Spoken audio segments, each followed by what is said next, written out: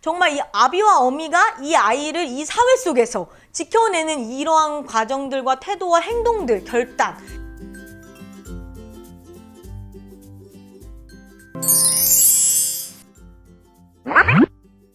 성경에 대한 새로운 접근, 썰로 풀어보는 성경 메시지 썰교톡입니다. 네, 저는 썰교톡의 MC를 맡고 있는 현실주의자 에스더입니다. 하나님 나라의 꿈으로 사는 이상주의자 홍목입니다. 이도저도 아닌 회색 분자 전목입니다. 오늘의 본문은 누가복음이죠. 누가복음. 오, 누가복음이라 당연히 전목님일 줄 알았는데 홍목님이네요. 제가 뺏어왔어요. 빼러왔네요. 네, 하세요. 그러니까 오늘 이 본문이 그 수태구지로 알려져 있잖아요. 우리 에스더님이 지난번에 말씀하셨던 그 본문에 좀 그쵸, 성모 수태고지. 연장선상인데 영웅들을 보면은 굉장히 그 특이한 출생들을 가지고 있어요. 그쵸. 탄생들을 바뀌었거세. 기이한 탄생. 바뀌었거세. 아래서 태어나든지. 아래서 태어나든지 뭐 새가 뭐 물어오든지 굉장히 특이한 그런 출생의 비밀이 있는데, 근데 사실 이 이야기들을 우리가 사실적 접근으로 이렇게 접근하려고 하지 않잖아요. 그렇죠. 그죠. 정말로 뭐 아래서 태어났나 이거를 의미를 묻지 않잖아요. 근데 사실 이런 이 탄생 설화들, 이것들이 말하는 것은 정말로 아래서 태어났다라는 걸 말하기 위해서가 아니라 이 영웅의 특출함, 영웅의 비범함. 비범함. 문학적 장치죠. 그렇죠. 그러니까 태생부터 위대했다. 맞아요. 네. 딱 그거를 말해주기 위한 장치인 거잖아요. 그러니까 우리 같은 사람 영웅 못 되네. 다 그냥 평범하게. 그래서 근데 만약에 우리가 정말로 이거를 난생설화 같은 거, 아래서 태어난 난생설화를 사실로 접근하라 그러면 이 영웅이 굉장히 우스꽝스러워지거든요. 그쵸. 사실 아래서 태어나는 건 거의 조류나 짐승이죠. 짐승 이런 거잖아요. 그러니까 우리가 여기에 사실적 접근과 사실성을 계속 부여하려면 하려는 시도들은 이 영웅들을 오히려 그 의미들을 다 죽이는 그런 행위들이다. 깎아내린다. 근데 저는 예수님의 이 처녀 탄생, 이것도 똑같이 접근을 해야 된다라고 생각을 해요. 일단은 이 공간복음서의 저자들이 예수님을 처녀로서 태어난 인물로서 그리잖아요. 그렇죠. 공간복음 다라고 얘기할 수 없는 게 마가복음은 아예 그런 얘기를 얘기가 안 없죠. 하죠. 근데 마태와 누가는 그런 그쵸? 이야기를 해요. 근데 여기에는 이유가 있는데 이 공간복음서 저자들은 예수님의 탄생을 이사야의 예언의 성취로 보려고 했어요. 그렇죠. 네. 그래서 이사야 7장 14절이 바로 그건데, 보라 처녀가 잉태하여 아들을 낳을 것이요 그의 이름을 임마누엘이라 하리라. 그러니까 똑같이 갖고 오거든요. 네. 이 본문은. 근데 여기서 처녀라는 이 말, 이사야의 처녀는 사실 우리가 알고 있는 성관계를 맺지 않는 그런 여인이 아니에요. 그냥 젊은 여인을 뜻하는 말이에요. 그냥 평범한 여인. 네. 이게 왜 이 말을 썼는지, 이사야가 썼는지를 좀 알아봐야 되는데, 이때 남유다가 굉장히 외국의 거대한 제국들에 의해서 위협을 받는 상황이었거든요. 막 침략해 들어오려고 할 때. 그래서 사람들이 이사야한테 뭔가 징조를 좀 보여달라, 우리가 안전할 수 있다는 징조를 구원의 보여달라, 이런 거를 막 요구를 해요. 그때 이사야가 그 사람들한테 한 말이 이거거든요. 야, 처녀가 잉태하여서, 그러니까 젊은 여인이 잉태하여서 아들을 낳을 건데 이게 징조야. 그리고 그 아이들이 잘 자라면 우리는 안전하게 될 거야. 이거거든요. 그러니까 이게 무슨 어떠한 기이한 현상을 얘기하는 게 아니라, 너네 우리 주변에 있는 이 젊은 여인이나 잘 간수해. 이 간수가 아니죠. 잘 보호해. 그게 우리가 구원 살 수 있는 길. 우리가 그러니까 어떻게 보면 새 시대를 얘기하는 거네요. 그러니까 약간 요즘으로, 그러니까 이제 우리들의 희망적 미래? 약간 이런 느낌으로 얘기를 했던 거잖아요. 그러니까 그렇죠? 제가 생각했을 때는 이사야가 말하는 구원의 징조라는 게 막 엄청 특별한 기적적인 그런 게 것이 아니에요. 그게 아니라 아니라 우리의 너무나 평범한 일상적 그걸 잘 그것이, 살아내. 네, 그게 바로 이게 구원의 기성세대가 징조다. 있고 이제 이 새 시대가 애들이 크고 나면 우리를 지켜줄 거야. 그 우리가. 의미예요. 딱 그 의미예요. 그러니까 지금 우리의 현실에서도 이게 굉장한 큰 구원의 징조가 될 수 있는 게 아이들 출산율 이렇게 그렇지. 뚝뚝 떨어지고 있는 세상 속에서 우리 이 사회가 변할 거라는 징조를 어디서 찾을 거냐? 지금 나치하는 이유들이 있잖아요. 그쵸. 그 뭐 다 경제적인 이유와 이 잘못된 사회 구조적인 문제, 이게 다 엮여 있는데 아이들이 많이 태어날 거라는 그 말 자체가 이 모든 문제의 해결을 얘기하는 거고. 그렇죠. 그 사실은 이거면 이 처녀들, 이 여성들을 뭐, 그러니까 간수 보호 이걸 떠나서 이 여성들이 애를 낳을 수 있는 환경을 만들어라. 그것이 우리가 살 살 수 길이다. 있는 하나의 징조이다. 이 얘기를 해주는 거예요. 근데 그 의미를 알고 있으면서도 근데 또 공간복음서 저자들은 이것을 헬라어로 가지고 오면서 처녀로 번역을 해요. 그렇죠. 이때는 정말로 그 성관계를 맺지 않는 처녀의 의미로 사용이 돼요. 젊은 여인이 성적 아니라. 순결을 얘기하는 예. 되죠. 근데 사실 이것도 이 본문의 맥락에서 보면 굉장히 상징적인 의미로서 작용이 되는 거거든요. 원래 이 성경, 구약 성경을 보면 굉장히 비범한 탄생을 노인의 출생으로 그려요. 그러니까 사라도 그렇죠. 그리고 한나도 그래요. 그렇죠. 그러니까 뭐라고 하냐면 월경이 그치고 태가 닫혔는데 기도를 해서 아이가 나와요. 그리고 이게 굉장히 비범한 영웅들 막 사무엘이 나오고 이삭이 나는 그쵸, 그런 그쵸. 거거든요. 이 다음 엘리사벳도 딱 그런 맥락이에요. 요한도 네. 마찬가지예요. 네. 요한도. 그러니까 이거를 이렇게 같이 낳았다라는 것도 굉장히 큰 의미가 있는 그렇죠. 거죠. 근데 딱 이 원래 그 상징들은 다 노인들이 이렇게 새 아이들을 낳는 게 굉장히 비범한 탄생이었는데 예수님은 똑같으면 안 되잖아요. 그러니까 이 사람들이 이것을 처녀로서 그려내요.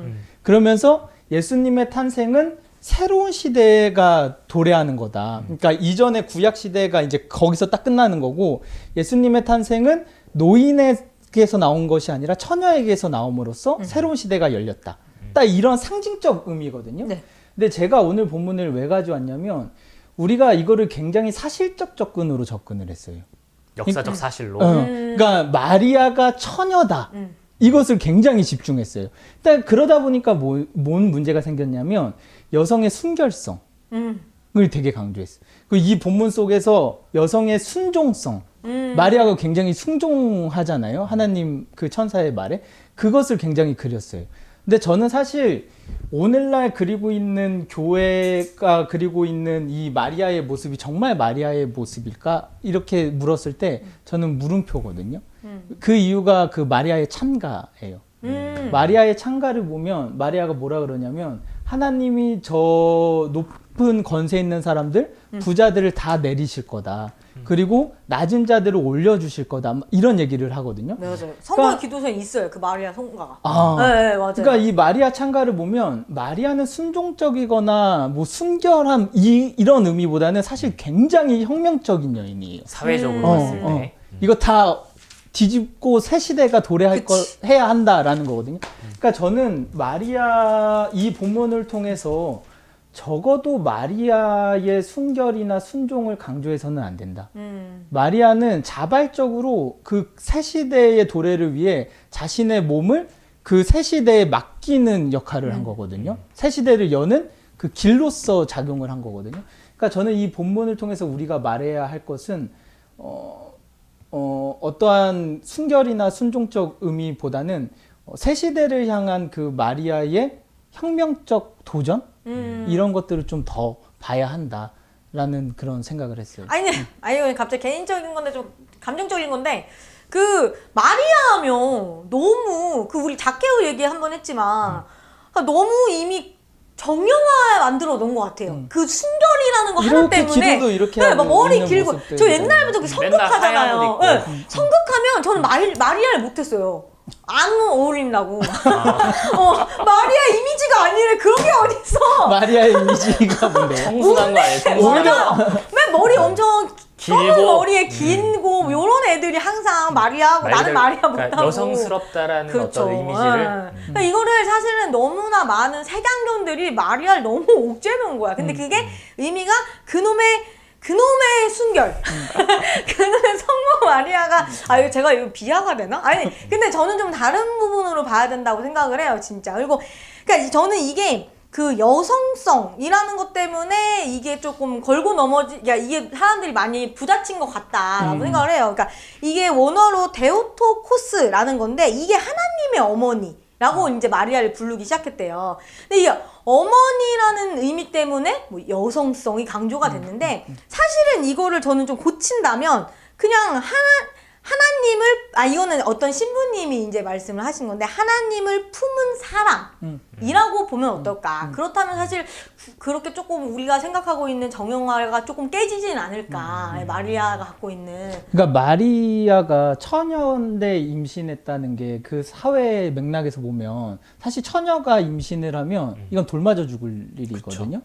근데 마리아는 그 일을 기꺼이 한단 말이에요. 근데 왜 했냐? 그것은 마리아가 기다렸던 그 새 시대가 이제 이 아이를 통해서 올 것을 마리아는 알았던 거예요.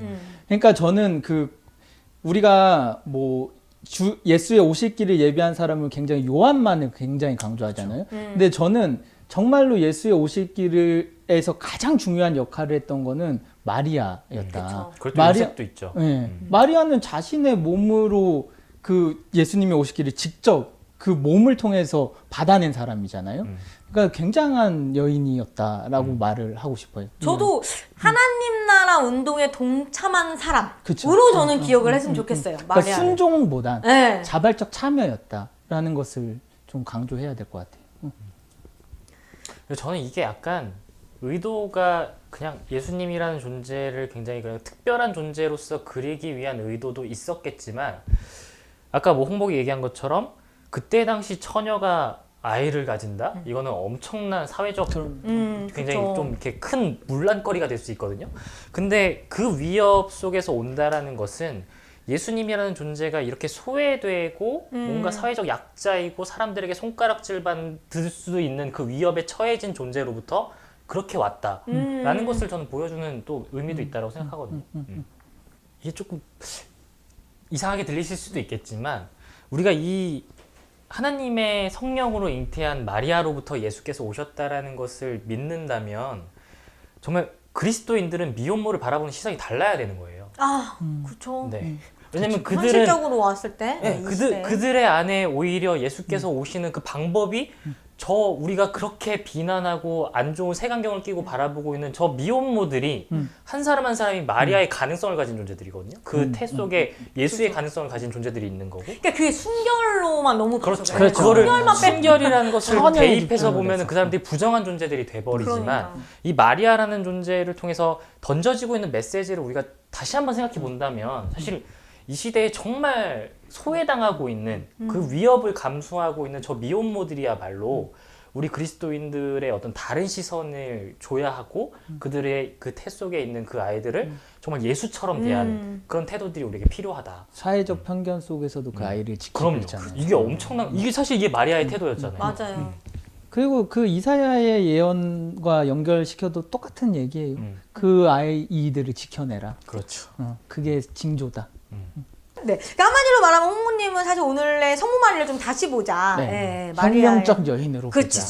순종 좀 빼고 형편 좀 올리고. 네. 그러니까 굉장히 수동적인 여인이 아니라 능동적인 여인이었다. 그렇죠. 마리아 창가 진짜 한번 가서 보면 무서워요. 그렇죠. 그럼요. 네. 그래서 저는 요셉이라는 존재도 되게 대단하다고 생각하는 게 사실 조용히 끊고자 하잖아요. 네. 그 태도도 되게 대단한 거거든요. 왜냐면 그때 당시에 만약에 요셉이 율법대로 하자 했으면 끌고 가서 그냥 돌로 쳐 죽이는 거예요. 그러니까 아예 예수 탄생에 이게 불가능한 거거든요. 네, 맞아. 근데 맞아. 요셉이 조용히 끊고자 했었는데 하나님의 사자가 나타났고 거기서 그거를 사실 그 받아들이기가 쉽나요? 아무리 하나님의 사자가 나타나서도 근데 그걸 온전히 다 받아들인단 말이에요. 수용한단 말이에요. 그러니까 저는 그런 태도가 그리스도인들의 태도라는 것을 그리스도를 맞이하는 자들의 태도라는 것을 이 성탄절에 우리가 기억해야 한다. 그리고 저는 하나님의 사자가 정말 우리가 상상했던 것처럼 막 날개 달고 짠! 오진 하고 않았을 건 날개 아니에요. 수도 있다. 그렇죠. 제가 정목님한테 그냥 이렇게 말하는 것처럼 사람이 와서 말한 것을 그렇게 표현한 걸 수도 그게 있고. 현실주의자들이 봐서 더 이해가 되지. 뭐 짠하고 나타나고. 그렇죠. 이 동화도 아니고.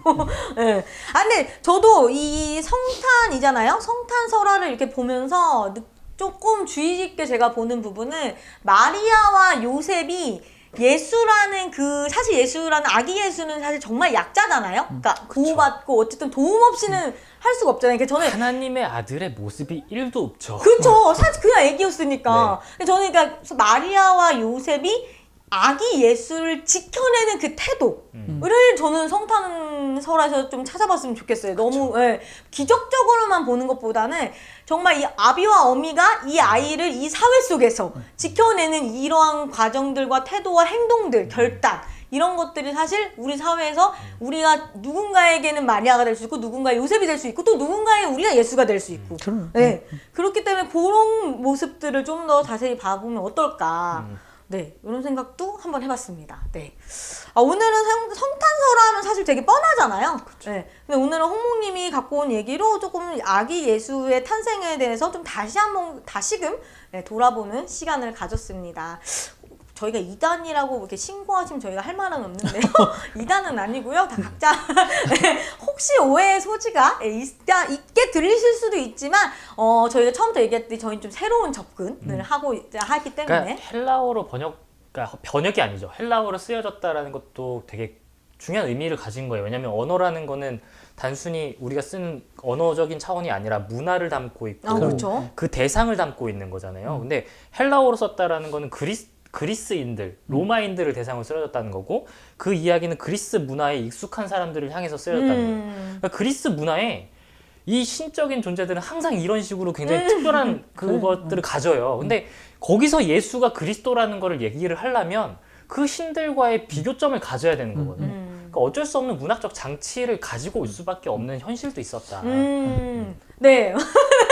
근데 오늘 사실 이거에 대해서는 정말 앞으로도 더 다른 관점, 더 새로운 관점들이 아마 계속 나올 거라고 저는 기대를 해봐요. 네, 저희도 지금 계속해서 이렇게 새롭게 보이잖아요, 매년. 네. 그래서 이렇게 한번 탄생설을 가지고 한번 얘기를 해봤습니다. 네. 그러면 오늘은 여기서 마무리를 짓도록 하겠습니다. 요거에 대해서 되게 다양한 의견들 있으시면 언제든지 댓글로 달아주시면 저희가 또 한 번 다시금 얘기를 해보는 시간도 갖도록 할게요. 네, 오늘은 여기서 마무리하도록 하겠습니다. 감사합니다.